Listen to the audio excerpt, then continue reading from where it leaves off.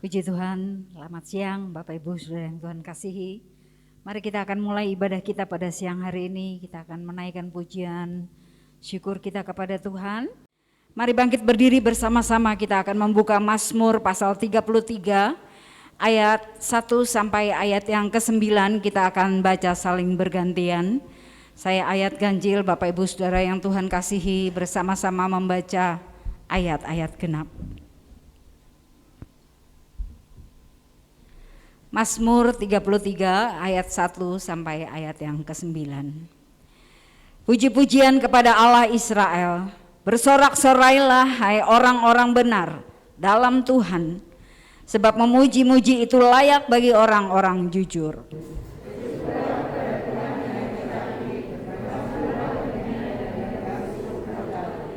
Nyanyikanlah baginya nyanyian baru, petiklah kecapi baik-baik dengan sorak-sorai.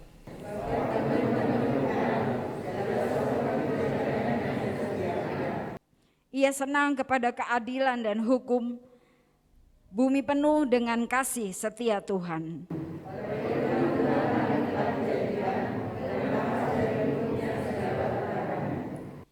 Ia mengumpulkan air laut seperti dalam bendungan, ia menaruh samudra raya ke dalam wadah.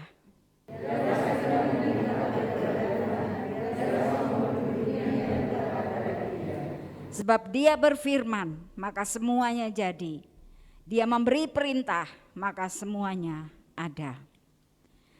Pertolongan kepada kita adalah di dalam nama Allah yang menciptakan langit, bumi, laut beserta isinya, dan yang tidak pernah meninggalkan perbuatan tangannya.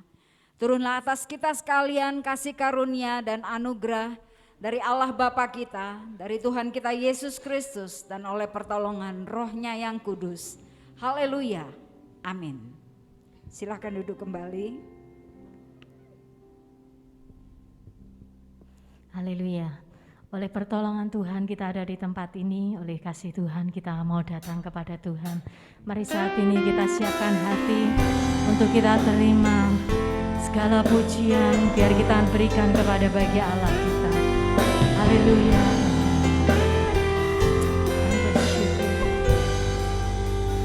Kini saatnya berdiri di altarnya, sebab Allah Maha Kudus hadir di sini.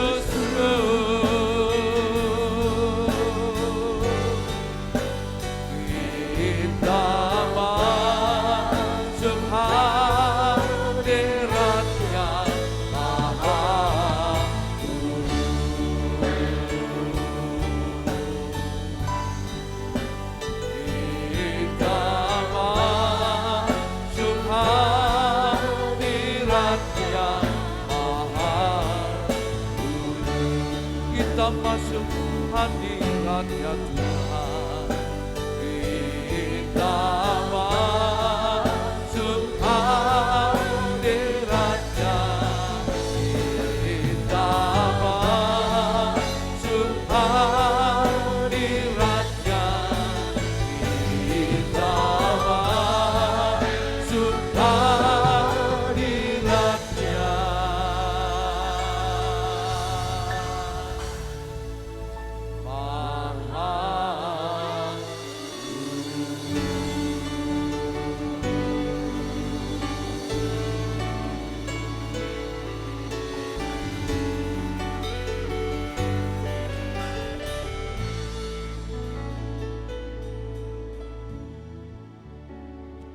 Jemaat Tuhan yang terkasih, marilah kita akan tundukkan hati kita, datang kepada Tuhan dengan hati yang bersyukur karena kasih anugerah-Nya yang menuntun dan membawa hidup kita ada di tempat ini. Untuk itu marilah sebelum kita akan berdoa menyerahkan ibadah kita akan bersama untuk mengucapkan dalam pengakuan iman Rasul yang ada. Mari kita akan bersama untuk berkata, aku percaya kepada Allah Bapa yang Maha Kuasa, Khalik langit dan bumi, dan kepada Yesus Kristus, anak yang tunggal Tuhan kita, yang dikandung daripada Roh Kudus, lahir dari anak darah Maria, yang menderita sengsara di bawah pemerintahan Pontius Pilatus, disalibkan, mati dan dikuburkan, turun dalam kerajaan maut. Pada hari yang ketiga bangkit pula dari antara orang mati, naik ke surga, duduk di sebelah kanan Allah Bapa yang Maha Kuasa. Dari sana Ia akan datang untuk menghakimi orang yang hidup dan yang mati. Aku percaya kepada Roh Kudus, gereja yang kudus dan am, persekutuan orang kudus, pengampunan dosa, kebangkitan tubuh dan hidup yang kekal. Membawa menyerahkan seluruh ibadah kami pada pagi hari ini ke dalam tangan Tuhan. Biar Tuhan berkenan untuk membawa setiap hati kami, memberkati pikiran, perasaan, kehendak kami, untuk kami boleh menerima segala berkat yang terbaik di tengah ibadah kami. Memberkati hamba Tuhan dan pelayan Tuhan yang melayani, pengurapan yang daripada Tuhan turun atas mereka. Tutup bungkus mereka dalam kuasa dari Yesus sepanjang untuk pelayanan, untuk pagi hari ini. Kiranya anugerah Tuhan menyertai mereka. Diberkati jemaat Tuhan dengan berkat yang terbaik, yang datang daripada Tuhan turun atas hidupmu, dan menyertai sepanjang ibadah awal pertengahan sampai akhir. Kami berdoa dan menyerahkan seluruh ibadah kami pada pagi hari ini. Di dalam nama Tuhan kami Yesus, yang siap terima berkat Tuhan, mari kita akan bersama untuk berkata, amin. Beri kemuliaan bagi Dia. Haleluya, haleluya, haleluya. Silakan duduk, Tuhan berkati kita. Berapa banyak di tempat ini yang selalu mendapat berkat dari Tuhan. Haleluya. Mari lambaikan tangan saudara kepada kiri kanan saudara. Tuhan Yesus memberkati kita semua. Kita percaya bahwa kita adalah orang-orang yang ditolong Tuhan, orang-orang yang hidup karena anugerah Tuhan. Oleh sebab itu bersorak-sorailah hai orang benar, sehingga kita memuliakan nama Tuhan kita. Haleluya. Mari dengan segenap hati kita bertepuk tangan bagi Allah kita.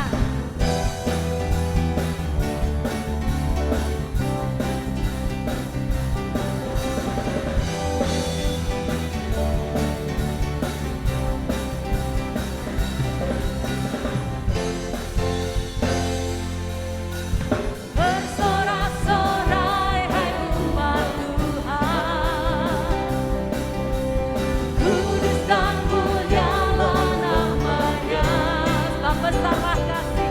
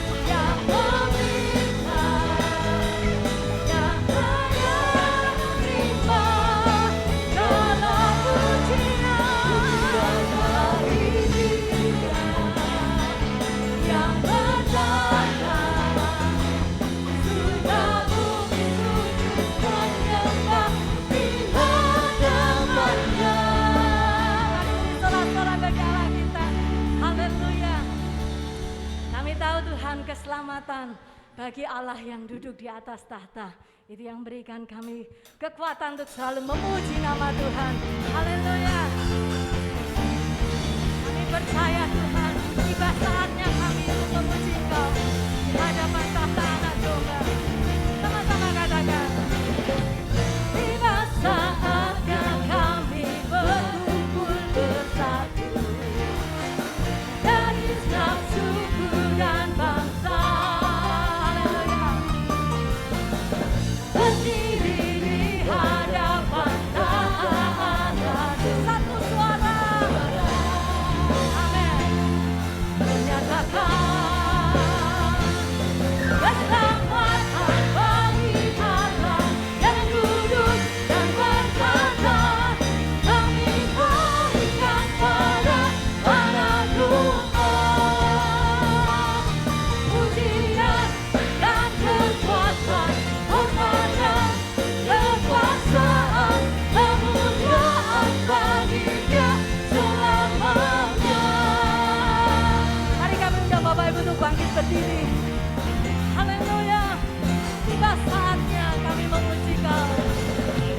Tiba saatnya kami berkumpul bersatu dari segala suku bangsa. Semua memuji menyembah-Mu Yesus. Oh, berdiri di hadapan Allah, mengangkat suara kami, menyatakan haleluya. Keselamatan bagi Allah yang duduk dan berkata, kami berikan pada Anak Domba pujian dan kekuatan, hormat dan kekuasaan, kemuliaan bagi-Nya selamanya. Keselamatan hanya bagi Allah yang duduk dan berkata, kuasa dan kemuliaan hanya bagi-Dia. Anak Domba pujian dan kekuatan, hormat dan kekuasaan, kemuliaan bagi-Dia selamanya.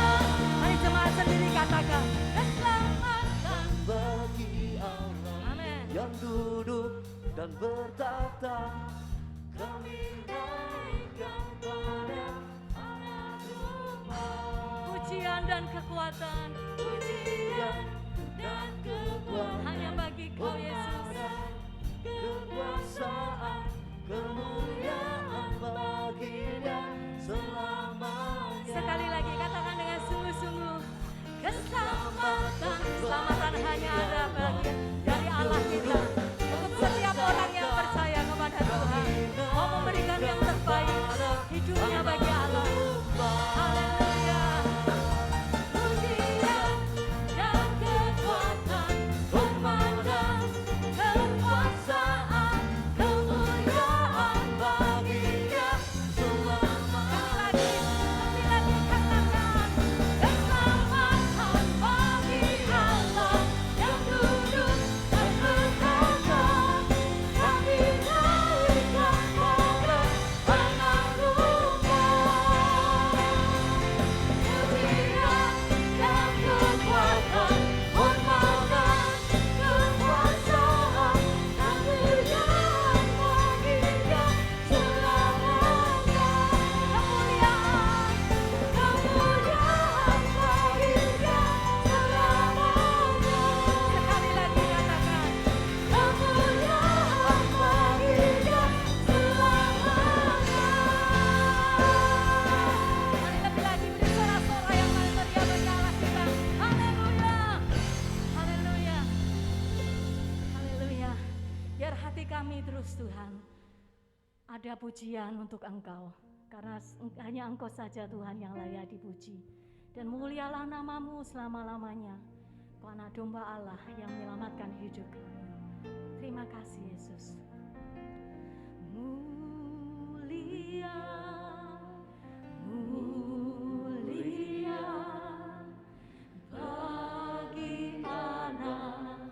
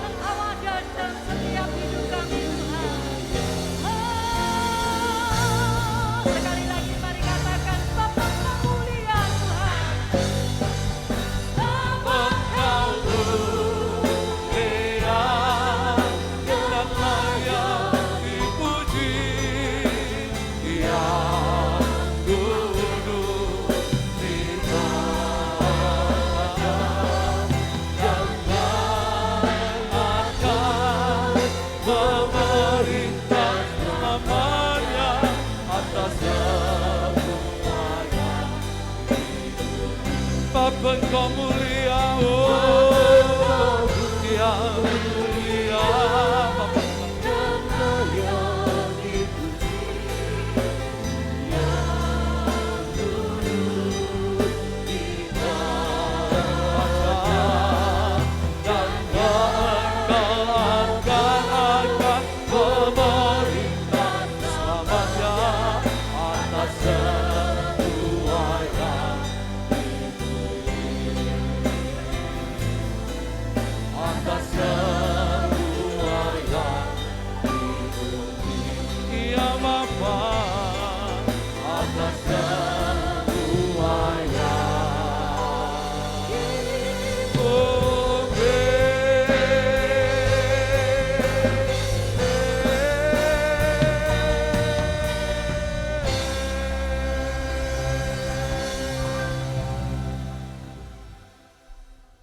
Mari jemaat kita akan tundukkan hati kita untuk berdoa. Bapa, kami bersyukur untuk pagi hari ini. Kasih setia Tuhan yang besar benar, yang membawa menuntun kami ada dalam rumah Tuhan. Oleh karena iman dan pengharapan kami benar di dalam Tuhan, yang membawa kepada sebuah berkat Tuhan turun atas kami. Membawa menyerahkan pemberitaan firman Tuhan pada saat ini Tuhan. Biarlah Engkau berfirmanlah, berbicaralah. Pakai hambamu yang sederhana untuk menjadi alat di tengah pelayan pekerjaan Tuhan. Terlebih jemaat Tuhan yang hadir, diberkatilah Bapak Ibu Saudara dengan hati yang Engkau boleh persembahkan kepada Tuhan menjadi sesuatu yang baik dan benar. Menyerahkan sepanjang pemberitaan firman-Mu, awal pertengahan sampai akhir kami sudah berdoa. Di dalam nama Yesus semua yang diberkati Tuhan bersama berkata, amin. Silakan jemaat Bapak Ibu Saudara duduk kembali. Shalom. Shalom. Ya, bersyukur untuk siang hari ini kita boleh bersama, kita beribadah, kita boleh memuji, kita menyembah, dan kita boleh meninggikan akan Tuhan. Bersyukur untuk minggu-minggu ini kita boleh diberkati dengan tema-tema yang penting berkenaan dengan hal atau eskatologi, hal-hal yang akan datang. Kita belajar mengenai kematian. Yang kedua, kita belajar berkenaan dengan hari Tuhan. Dan pada minggu ini, kita masuk pada sebuah tema yang mungkin jarang kita dengar. Dan itu menjadi sesuatu yang penting bagi kita yang berkenaan dengan tahta putih. Ya. Bapak Ibu Saudara yang terkasih dalam Tuhan, bicara tahta putih adalah bicara mengenai pengadilan, bicara mengenai penghakiman yang terakhir. Ada banyak agama, ada banyak kepercayaan, ada banyak filosofi yang mempercayakan hal ini. Ada saat waktunya nanti manusia itu harus diperhadapkan dengan yang namanya pengadilan, yang namanya penghakiman. Dan di dalam iman Kristen kita mengenal dengan sebuah pengertian yaitu tahta putih. Itu akan terjadi kapan nanti? Saat langit dan bumi sudah berakhir. Saat nanti ketika Yesus datang yang kedua kalinya. Saat nanti ketika manusia itu sudah dibangkitkan. Maka tahta putih itu akan hadir. Bagaimanakah dengan jemaat, dengan kita sebagai orang Kristen meresponi akan hal ini?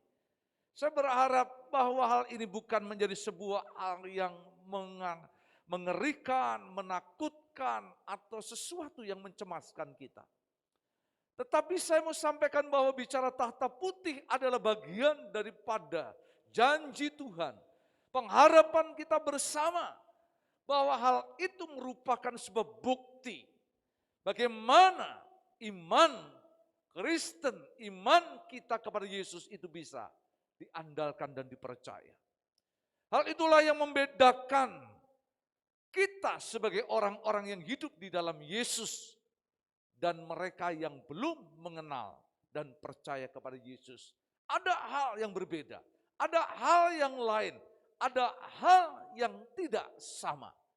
Untuk itu mari kita akan mendasari apa yang dikatakan di dalam Wahyu pasalnya yang ke-20. ayat 11 sampai dengan yang ke-13 sebagai bacaan untuk dasar firman Tuhan pada pagi hari ini. Wahyu pasalnya yang ke-20 ayat 11 sampai dengan ayatnya yang ke-13. Demikian firman Tuhan. Lalu aku melihat suatu tahta putih yang besar. Dan dia, yaitu Yesus yang duduk di atasnya. Dari hadapannya lenyaplah bumi dan langit dan tidak ditemukan lagi di tempatnya. Dan aku Yohanes melihat orang-orang mati besar dan kecil berdiri atau dibangkitkan di depan tahta itu. Lalu dibuka semua kitab dan dibuka juga sebuah kitab lain, yaitu kitab kehidupan.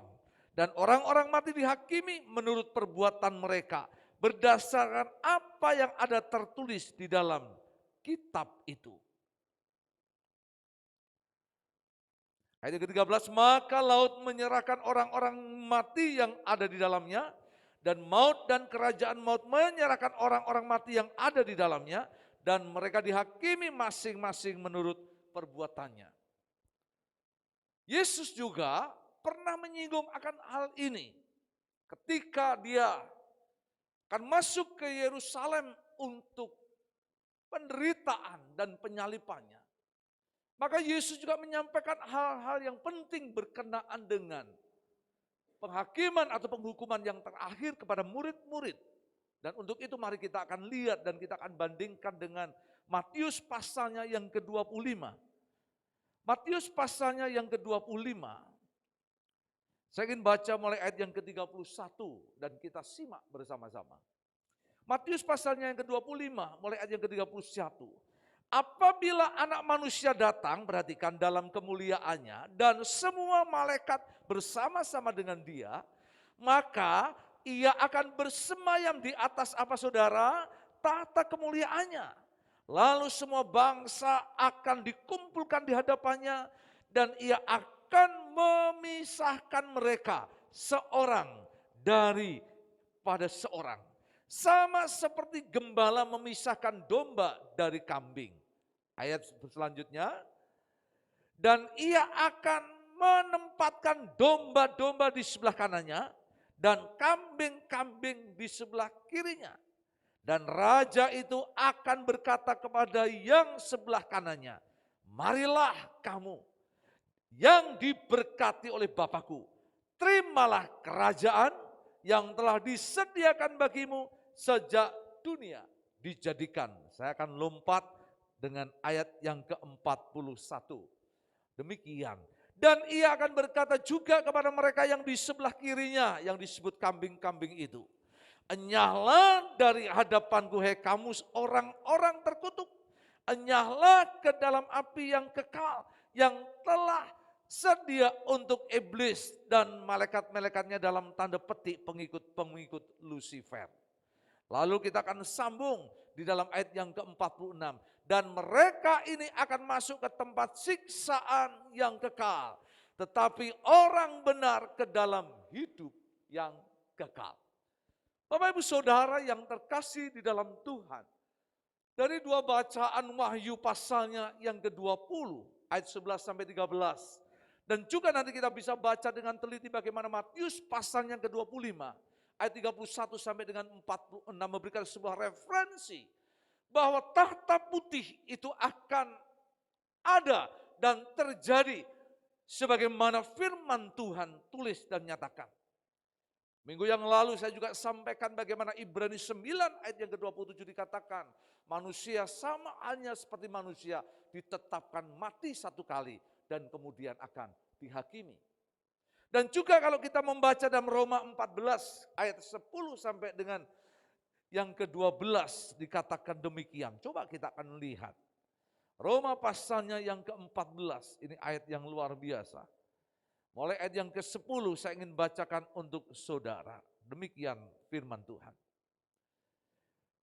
Roma pasal 14 mulai ayat yang ke-10. Tetapi mengapakah engkau menghakimi saudaramu atau mengapakah engkau menghina saudaramu? Sebab kita semua harus menghadap tahta pengadilan Allah. Karena ada tertulis, demi aku hidup, demikianlah firman Tuhan, semua orang akan bertekuk lutut di hadapanku, dan semua orang akan memuliakan Allah. Ayat yang ke-12, demikianlah setiap orang di antara kita akan memberi pertanggungan jawab tentang dirinya sendiri kepada Allah. Bahkan dalam bagian yang lain Bapak Ibu Saudara yang terkasih di dalam Tuhan, kalau kita membaca di dalam 2 Korintus pasal 5 ayat yang ke-10 juga saling melengkapi referensinya demikian. Saya ingin baca untuk saudara sekalian. 2 Korintus pasal 5 ayat yang ke-10. 2 Korintus pasal 5 ayatnya yang ke-10. Demikian firman Tuhan. Sebab kita semua harus menghadap tahta pengadilan Kristus, supaya setiap orang memperoleh apa yang patut diterimanya sesuai dengan yang dilakukannya dalam hidupnya ini, baik ataupun jahat. Mungkin bisa ditayangkan sebenarnya apa yang menjadi gambar daripada pengadilan tahta putih. Jadi bicara mengenai tahta putih, Wahyu pasal 20 ayat 11 sampai 13, Matius pasal 25 ayat 31 sampai 46. Bahkan apa yang sudah dikatakan berulang kali, baik oleh Yesus maupun oleh Paulus dalam Roma, pasalnya yang ke-14, ayat yang ke-10 sampai 12, bahkan dalam 2 Korintus 5 ayat yang ke-10. Jelas ada akan satu masa waktu, bahwa Yesus akan menjadi hakim, akan menjadi pengadil untuk siapa? Semua umat manusia. Kita semua akan ada di dalam yang disebut dengan tahta pengadilan Kristus. Tetapi hal yang menarik pada kesempatan pagi hari ini, kita akan simak ada dua hal yang kita akan bersama renungkan dan kita akan bersama pelajari di dalam tema pada hari ini. Yang pertama, tahta putih adalah merupakan bicara penghukuman bagi orang yang menolak Yesus. Kalau kita bicara di dalam Wahyu 20 ayat 11 sampai dengan yang ke-13, maupun tadi dalam Matius pasalnya yang ke-25 jelas, di mana mereka akan dikumpulkan dan Tuhan Yesus itu akan memisahkan dua kelompok. Ada kelompok yang disebut dengan domba, domba itu ada di sebelah kanannya, dan ada kelompok-kelompok yaitu kambing, kambing yang ada di sebelah kirinya. Dan istilah domba dan kambing kalau kita lihat dalam Matius pasal yang ke-25, ada istilah untuk orang yang hidup percaya kepada Yesus disebut sebagai domba, dan mereka yang menolak Yesus sebagai Tuhan dan Juru Selamat dan disebut sebagai kambing. Dan jelas apa yang dikatakan dalam hal ini. Apa yang dikatakan kepada kambing, enyahlah dan engkau akan ada dalam siksaan api neraka yang kekal, yang selamanya. Pertanyaannya, dosanya apa kambing-kambing ini? Apakah mereka ini penjahat kelas kakap? Apakah mereka ini penipu ulung? Apakah mereka ini adalah orang yang memang dosanya itu menumpuk, merah seperti kirmisi ataupun merah seperti kain kesumba? Ternyata persoalannya bukan di sini, Bapak Ibu Saudara yang terkasih dalam Tuhan. Namun yang menjadi permasalahannya adalah iman yang mereka tidak kerjakan dan lakukan untuk percaya dan menerima Yesus sebagai Tuhan dan Juru Selamatnya. Mereka mungkin orang yang baik, mereka mungkin orang yang lebih saleh daripada kita. Tetapi permasalahannya bahwa mereka tidak menaruh iman dan percaya mereka kepada Yesus, Tuhan dan Juru Selamatnya. Maka ada banyak orang yang berpikir kok begitu ya, seolah-olah Tuhan itu tidak adil. Lalu keadilan Tuhan dilihat dari mana? Justru tahta putih, pengadilan Kristus ini sebagai sebuah bukti akan keadilan Tuhan. Bukan persoalan untuk orang itu baik atau jahat. Orang itu banyak berbuat amal atau tidak. Tapi persoalannya mengapa Yesus datang ke dalam dunia? Kenapa Tuhan mau menjadi manusia? Kenapa Tuhan yang mulia mau menjadi manusia yang hina, lahir di kandang domba Betlehem, mati, disalib dengan tubuh yang terpecah dan darah yang tercurah. Satu yang menjadi misi daripada Tuhan di dalam Yesus Kristus, yaitu untuk menebus dosa manusia.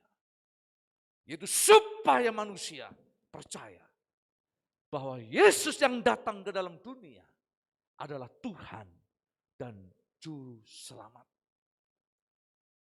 Maka dari sebuah diskusi, para teolog, para hamba Tuhan mereka berkata, dosa yang besar itu apa? Dosa yang terbesar itu seperti apa? Mereka berpikir, apakah seorang yang membunuh 10 orang? Atau Hitler yang membunuh ribuan orang? Atau dosa yang berzina, dosa yang seperti apa? Maka kalau kita membaca di dalam Yohanes pasalnya yang ke-8, coba kita akan perhatikan bersama-sama. Yohanes pasalnya yang ke-8. Kita akan membaca bersama-sama apa yang dikatakan di dalam bagian firman Tuhan ini. Yohanes 8 ayat yang ke-34 sampai dengan yang ke-36. Yohanes pasalnya yang ke-8 ayat 34 sampai dengan 36. Demikian firman Tuhan. Yohanes pasalnya yang ke-8 ayat 34 sampai 36. Demikian akan firman Tuhan. Kata Yesus kepada mereka, aku berkata kepadamu, sesungguhnya setiap orang yang berbuat dosa adalah hamba dosa pasti.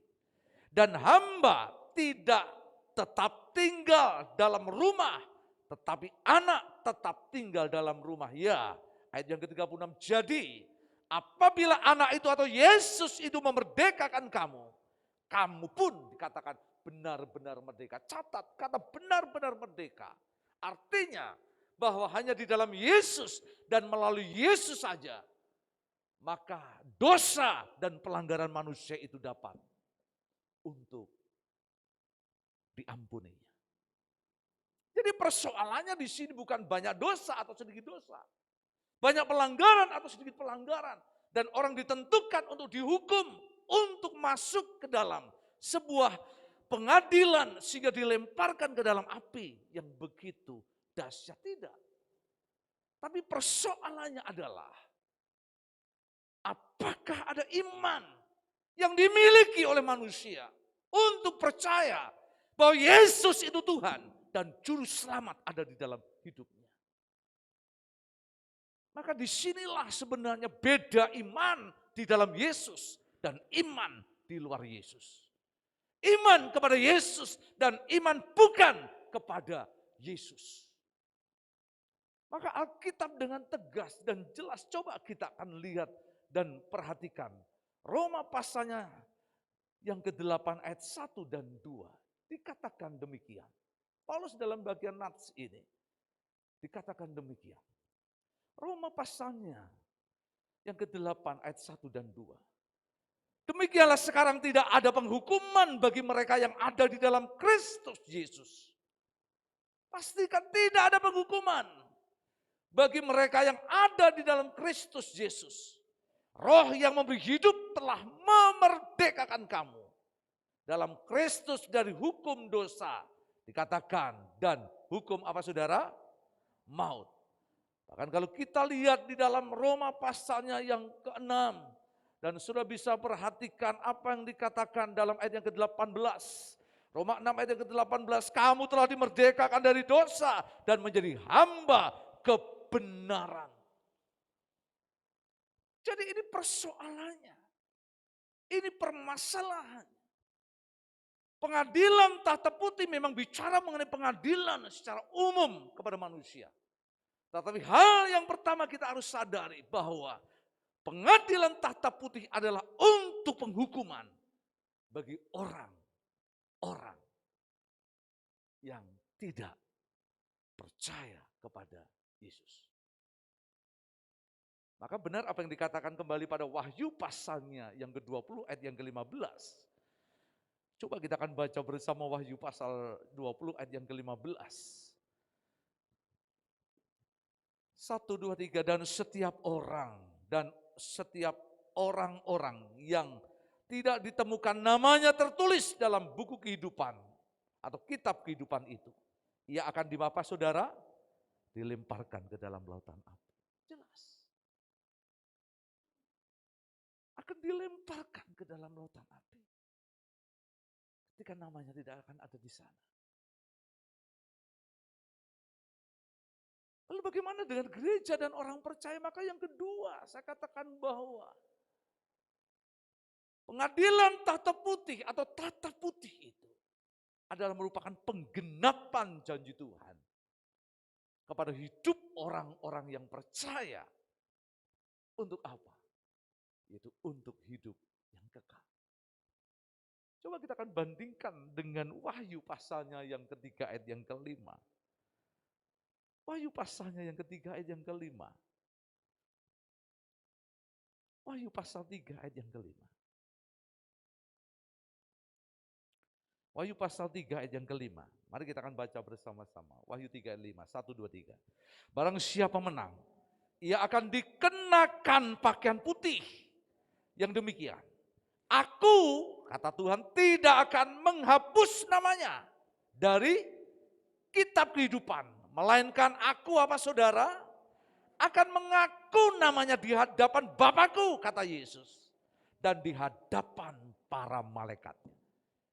Tahta putih itu sebagai pembelaan bagi gereja dan orang percaya. Tahta putih itu sebagai tempat bagaimana Yesus memperjuangkan saudara dan saya sebagai orang-orang percaya. Supaya apa? Nama saudara dan saya tidak dihapus. Nama kita tidak dicoret, bahkan dibuang. Bahkan nama kita tetap untuk dipertahankan. Di hadapan Bapa, kata Yesus. Bahkan di hadapan para saksi, itu para malaikatnya. Supaya apa? Penghukuman itu tidak datang dalam hidup kita. Lalu orang berkata, lalu bagaimana hal yang harus kita buat Pak dengan hidup kita? Ada banyak orang seringkali berpikir salah terhadap konsep ini. Tahta putih bukan penghukuman bagi gerejanya. Tahta putih bukan penghukuman bagi orang percaya. Tapi mereka itu loh yang hidup di luar Kristus. Tapi yang terjadi, ada banyak orang Kristen yang hidup sembarangan. Ada banyak orang Kristen yang hidup tidak bertanggung jawab. Sehingga sebagaimana Alkitab katakan, jangan pergunakan kemerdekaan di dalam Kristus itu justru untuk orang menambah dosa dalam hidupnya. Maka kalau kita membaca apa yang dikatakan di dalam Roma, coba kita akan lihat kitab Roma, saya senang dengan nafs ini. Roma pasalnya, ayat pasalnya yang ke-6 mulai ayat yang pertama. Saya ingin baca untuk saudara. Roma 6 ayat yang pertama. Jika demikian apakah hendak kita katakan? Bolehkah kita bertekun dalam dosa supaya semakin bertambah kasih karunia itu? Baca bersama-sama. Sekali-kali tidak. Bukankah kita telah mati bagi dosa? Bagaimanakah kita masih dapat hidup di dalamnya? Paulus tegas dan keras. Kasih karunia anugerah Tuhan itu bukan kesempatan, bukan celah, bukan pintu untuk kita hidup bebas. Hidup semau kita sendiri, bahkan hidup melanggar, melawan ketetapan hukum Tuhan. Dengan alasan toh Tuhan itu maha pengasih dan penyayang. Toh dia itu Tuhan yang maha mengampuni. Kalau saya bersalah pasti diampuni. Hati-hati, jangan bermain-main dengan ketetapan Tuhan di dalam anugerahnya. Justru anugerahnya itu untuk membuat kita semakin semangat, berlari, bergiat, bahkan menjaga diri kita. Sebagaimana apa yang dikatakan di dalam Wahyu pasal 3, coba lihat ayat yang keempat ini. Yang dimaksudkan dengan nats firman Tuhan itu? Wahyu pasal 3 ayatnya yang keempat. Mari kita akan baca bersama-sama. Lihat dari bagian nats firman Tuhan ini. Wahyu 3 ayatnya yang keempat. Sebagaimana apa yang menjadi pesan Tuhan kepada orang atau jemaat yang ada di Sardis melalui penglihatan Yohanes. Mari kita akan baca bersama Wahyu pasal 3 ayat yang keempat. 1, 2, 3. Tetapi di Sardis ada beberapa orang yang tidak mencemarkan pakaiannya. Mereka akan berjalan dengan aku dalam pakaian putih. Karena mereka adalah apa saudara? Layak untuk itu. Kita berdoa. Kita menjadi orang-orang yang dipanggil, yang dipilih di dalam iman kepada Yesus. Namun kita hidup bertanggung jawab dengan panggilan itu. Dengan tetap menjaga pakaian itu tidak tercemar. Hidup kita tidak tercemar. Hidup kita menjadi hidup yang berkualitas. Sampai menunggu waktu Tuhan ataupun kematian datang ke dalam hidup kita. Maka kita menjadi orang-orang yang layak dan patut untuk diperjuangkan dan dibela oleh Yesus sebagai hakim yang adil di tahta putih itu. Saya berdoa, firman ini akan memberikan dorongan semangat hidup kita untuk lebih sungguh di dalam kita ini mengenal dan mencari akan Tuhan dengan benar dan baik. Bukan gereja ini yang menyelamatkan kita. Bukan pendeta saudara ini yang akan menjadi pengacara dan pembela saudara. Tetapi Yesus sendiri. Dia akan duduk di tahta putih itu. Dan akan menjadi pembela yang agung dalam hidup kita. Sekalipun kita sadar bahwa tahta putih itu ada penghukuman bagi orang-orang yang menolak Yesus. Tetapi saya berdoa. Tahta putih itu menjadi sebuah motivasi kita untuk memastikan diri. Bahwa nama saudara dan saya tetap tercatat. Dan Yesus akan memperjuangkan dan membela di hadapan Bapa dan di hadapan malaikatnya. Bahwa saudara dan saya layak untuk ada di sana. Kalau kita renungkan akan hal ini, kenapa ada banyak martir seperti Polikarpus, John Hus, Nommensen yang ada di Sumatera. Bahkan ada banyak martir-martir yang lain. Bahkan hari-hari ini kalau kita lihat dan kita perhatikan bersama. Dalam dunia yang ada di sekeliling kita.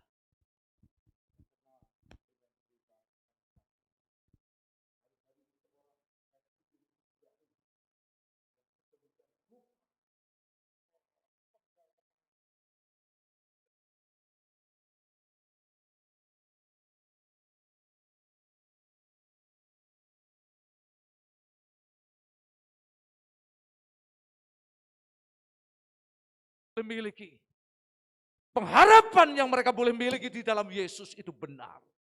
Dan itu bisa diandalkan ada dalam hidup kita.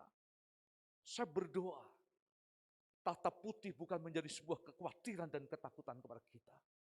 Tetapi itu menjadi pengharapan kita bersama di dalam Yesus. Sebab saudara dan saya akan beroleh pengharapan kebenaran melalui iman yang kita miliki. Bahkan ada banyak hal lain yang kita bisa dapat di tahta putih itu. Akan Yesus memberikan janji yang disebut dengan mahkota. Ya, ada banyak mahkota, mungkin bisa ditayangkan untuk menutup akan khotbah pada pagi hari ini. Ada mahkota-mahkota yang Tuhan sediakan untuk kita dan itu yang akan dibagikan nanti pada saat di tahta putih. Disebut sebagai mahkota kehidupan. Saya ingin kita membaca di dalam bagian Yakobus pasalnya yang pertama, ayat yang ke-12. Bisa ditayangkan Yakobus 1 ayat yang ke-12. Mari kita akan baca bersama-sama. Yakobus 1 ayat yang ke-12.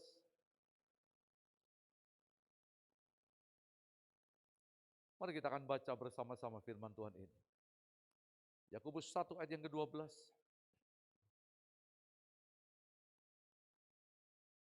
Ya,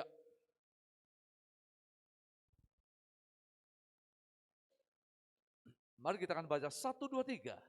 Berbahagialah orang yang bertahan dalam pencobaan. Sebab apabila ia sudah tahan uji, ia akan menerima mahkota kehidupan yang dijanjikan Allah kepada barang siapa yang mengasihi Dia. Dan mahkota kehidupan ini salah satunya juga akan diberikan kepada orang-orang yang bertahan di dalam pencobaan. Sehingga dia menang dalam pencobaan dan Tuhan berjanji ada mahkota kehidupan. Ada mahkota juga kebenaran, kemuliaan, ada mahkota keabadian, ada mahkota juga abadi. Coba kita akan lihat mahkota akan kemuliaan atau mahkota kemegahan ini. Mari kita akan lihat di dalam 1 Petrus pasal 5 ayat yang keempat. 1 Petrus pasal 5 ayat yang keempat yang disebut sebagai mahkota kemegahan atau mahkota kemuliaan. 1 Petrus pasal 5 ayat yang keempat. Maka kamu apabila gembala agung datang, kamu akan menerima mahkota kemuliaan yang tidak dapat layu. Ini diberikan memang secara khusus kepada para gembala yang punya panggilan sebagai gembala-gembala di dalam pelayanan gereja. Namun saya juga yakin tidak hanya untuk seorang gembala gereja, tapi ketika engkau sebagai suami, engkau mampu menjadi gembala dalam keluargamu.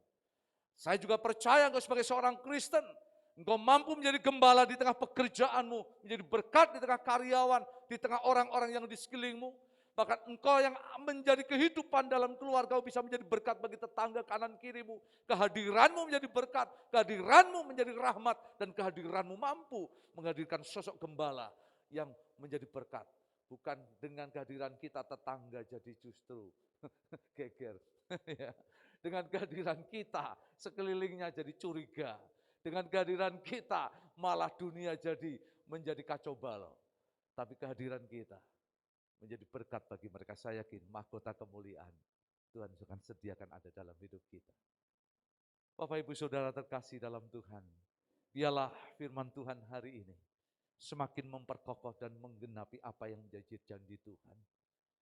Kematian yang kedua, hari Tuhan, tahta putih bahkan antikris pun bukan sesuatu yang menakutkan ada dalam hidup kita. Tetapi justru itu menjadi sebuah respon penting kepada kita. Bagaimana hari ini, ketika Yesus datang yang kedua kali, adakah iman di hati dan di bumi yang kau miliki di dalam Yesus ada dalam hidup saudara? Tuhan Yesus memberkati kita. Amin. Mari kita akan tundukkan kepala kita. Haleluya Yesus. Makasih Bapa. Ya sehingga menyanyikan pujian dengan hati yang lembut dan cuma menyembah kepada Tuhan. Makasih Tuhan. Makasih Yesus, makasih Roh Kudus. Haleluya.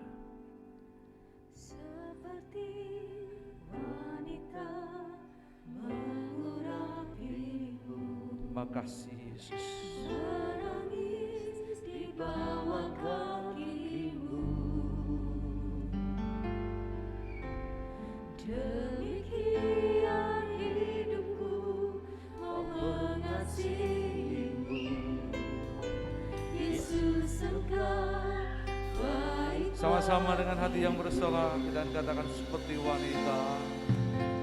Seperti wanita mengurapimu, menangis di bawah kakimu. Demikian hidupku mau mengasihimu. Yesus engkau baik bagiku. Mari sama-sama katakan. Sampai akhir ku menutup mata, ku tetap setia menanti janjimu.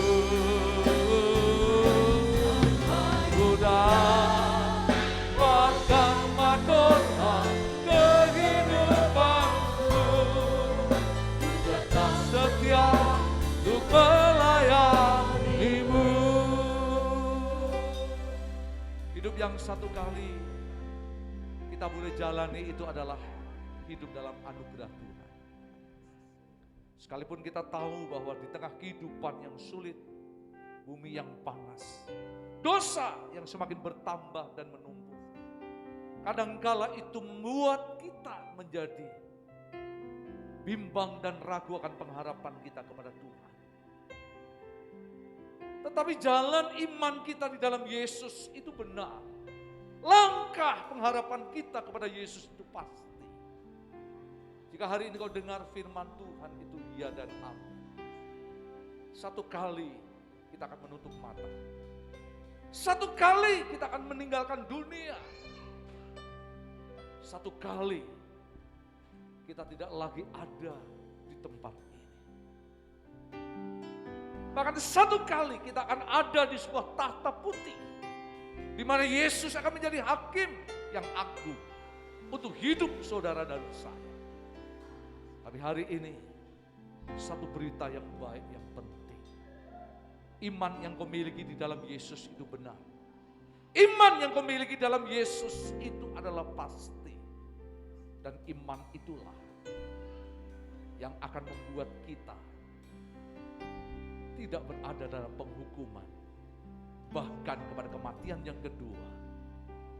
Sebab imanmu itulah yang membuat nama kita ada dalam buku kehidupan.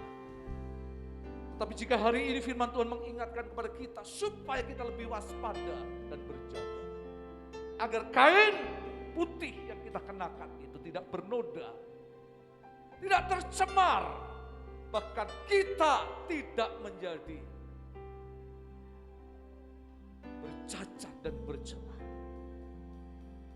Yesus berkata, jika ada beberapa orang jemaat yang ada di Sardis, itu mereka mampu mempertahankan imannya, mampu menjaga kekudusannya, dan mampu menjaga akan hidupnya.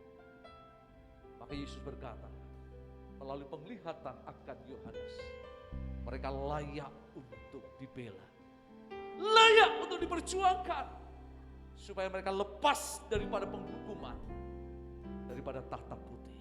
Saya berdoa, kau dengar firman Tuhan hari ini, dan mungkin tahun-tahun yang akan datang kau tidak lagi mendengar firman ini. Tapi saya berdoa, apa yang engkau boleh dengar dan responi, itu akan membangun hidupmu yang berkualitas di dalam Tuhan. Sehingga kita menjadi orang-orang yang sungguh beroleh anugerah yang sempurna kepada Tuhan. Mari letakkan tanganmu di dadamu bersama-sama, hingga kita boleh berkata bersama, sampai akhir ku menutup mata, ku tetap setia menanti janjimu, sampai ku dapatkan mahkota kehidupanku, ku tetap setia, ku melayanimu. Sekali lagi katakan, sampai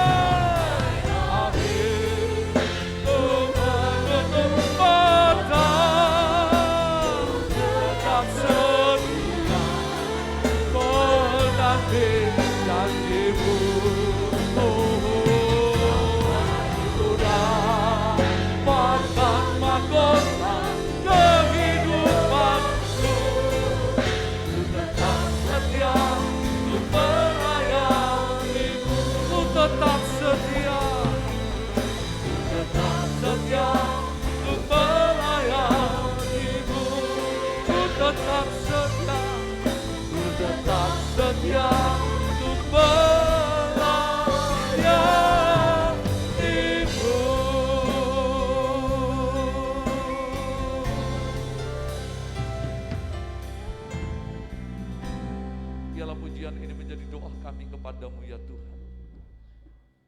Sampai saat nanti waktu kami menutup mata, kami tetap menjadi orang-orang yang dapat mengakhiri pertandingan yang baik. Kami sampai pada garis akhir dan kami tetap memelihara iman kami di dalam Yesus. Hamba berdoa berkati jemaat. Biar tidak seorang pun kami boleh keluar, bahkan tidak mengalami pembelaan Tuhan Yesus. Biarlah pembelaan itu menjadi bagian hidup kami, janji Tuhan bagi kami. Nama kami tidak akan pernah dihilangkan, dicoret atau bahkan dilenyapkan dari buku kehidupan.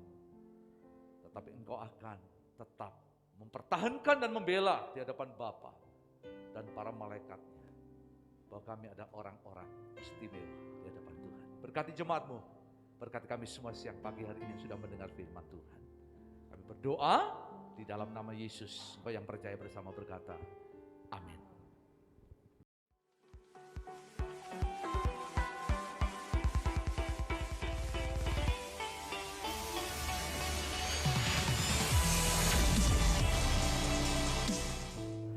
Shalom, puji Tuhan untuk ibadah yang telah berlangsung. Berkat Tuhan telah dicurahkan melalui pujian serta firman Tuhan. Mari kita simak News minggu ini. Mari hadir dan nikmati berkat Tuhan dalam ibadah raya setiap hari Minggu jam 6, jam 8, dan jam 10 pagi secara tatap muka di gereja, serta jam 5 sore secara online di YouTube channel BMC JKI Bethesda. Perjamuan kudus bulan April tidak diadakan pada ibadah minggu pertama, tetapi pada saat ibadah Jumat Agung 15 April 2022. Mari adik-adik datang dan nikmati berkat Tuhan dalam ibadah sekolah minggu setiap hari Minggu di gereja jam 8 pagi bersamaan dengan ibadah raya kedua. Jangan lupa pakai masker ya. Mari ajak keluarga kita untuk bersama mengikuti ibadah tengah minggu yang diadakan secara live streaming setiap hari Kamis pukul 7 malam di YouTube BMC JKI Bethesda. Ibadah ini tidak akan ditayangkan ulang, sebab itu Bapak Ibu Saudara dapat mengikuti secara tepat waktu. Lomba membuat hiasan gantung berbentuk salib. Dalam rangka memperingati Hari Paskah, gereja akan mengadakan lomba membuat hiasan gantung berbentuk salib dengan kriteria sebagai berikut. Pertama, bahan dasar bebas. Kedua, ukuran vertikal 30 cm, horizontal 20 cm, serta panjang tali maksimal 50 cm.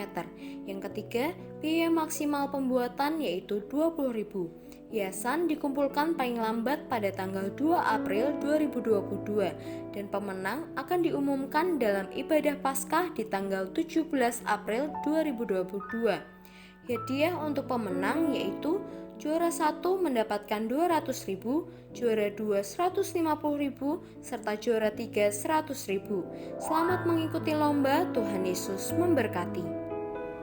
Mari kita simak rangkaian Paskah Gereja JKI Bethesda tahun 2022. Rangkaian acara Paskah hingga Pentakosta 2022 Gereja JKI Bethesda. 1. Ibadah Jumat Agung pada tanggal 15 April 2022. 2. Ibadah Paskah pada tanggal 17 April 2022. 3. Ibadah Kenaikan Tuhan Yesus pada tanggal 26 Mei 2022. 4. Ibadah Malam Pencurahan Roh Kudus secara online pada tanggal 26, 30, 31 Mei dan dilanjutkan pada tanggal 1, 2, dan 3 Juni 2022 dan diakhiri dengan ibadah Pentakosta pada tanggal 5 Juni 2022. Sekian News minggu ini. Selamat hari Minggu. Tuhan Yesus memberkati. Ya, itu bagian daripada pengumuman yang bisa kita simak dan kita bersama ikuti.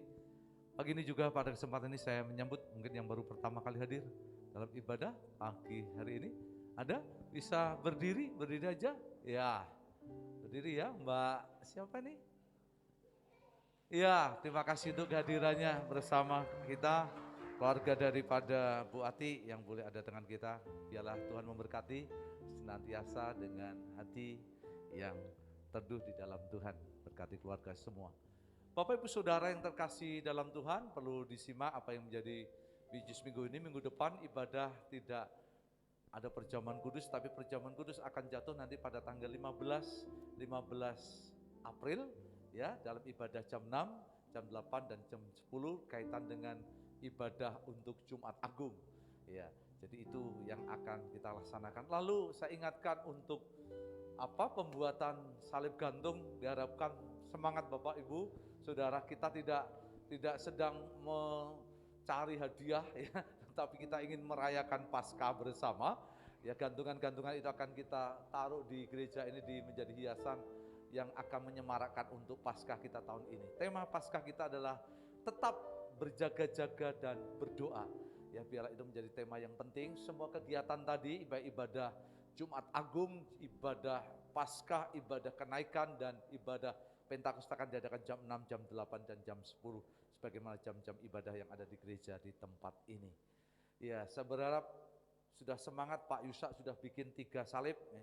Pak Nanang sudah bikin 5 salib. Ya. Saya dengar-dengar Bang Bram juga sudah bikin 2 salib. Ya. Pak Coki baru setengah salib. Ya, apa ya. Tetap semangat semua. Ya.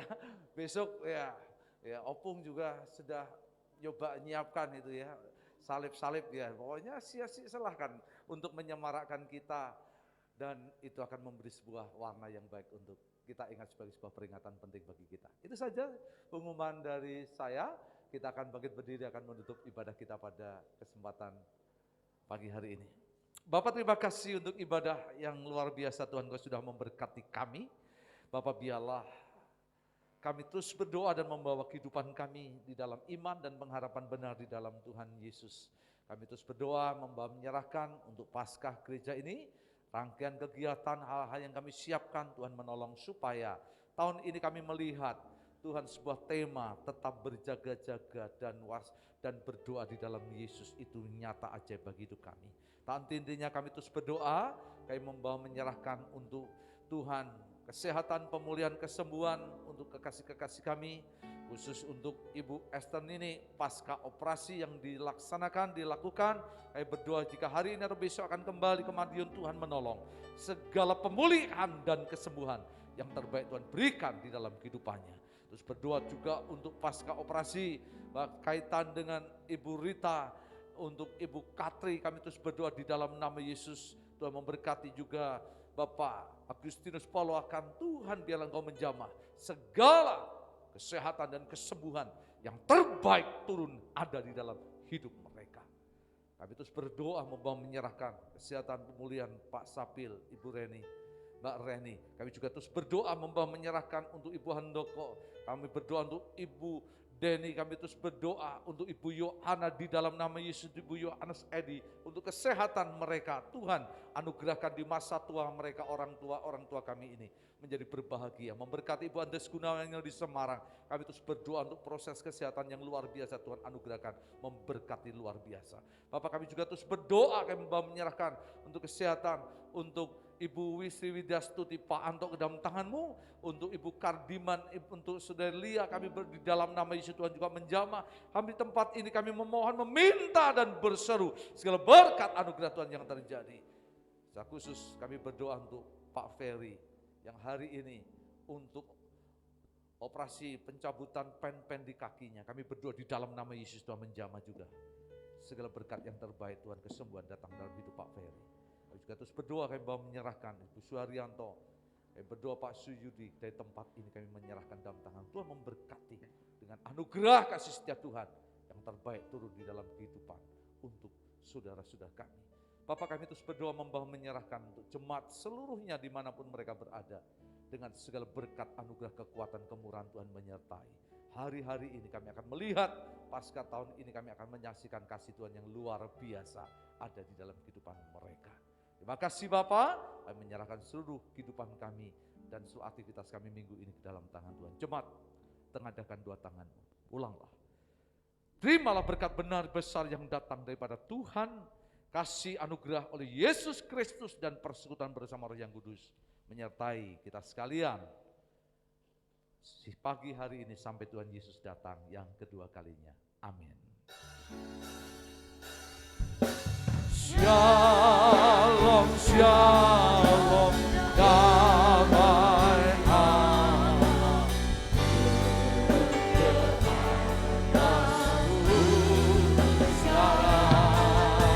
Shalom, shalom, damai Allah.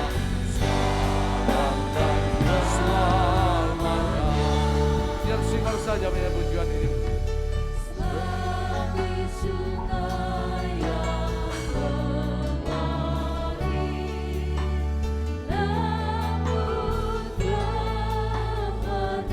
Tuhan bersama-sama dengan saya menyanyikan bersama.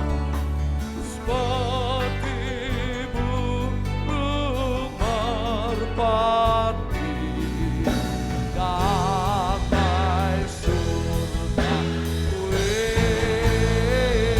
Sama-sama. Shalom Dewa katilakan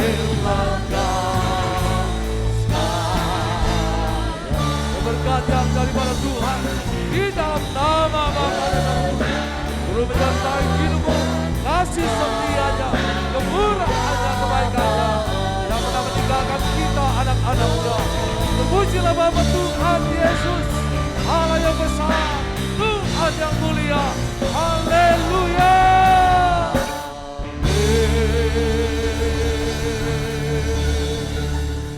Silakan duduk mengambil satu duduk sejenak. Selamat hari Minggu, sahabat Tuhan memberkati kita semuanya. Amin.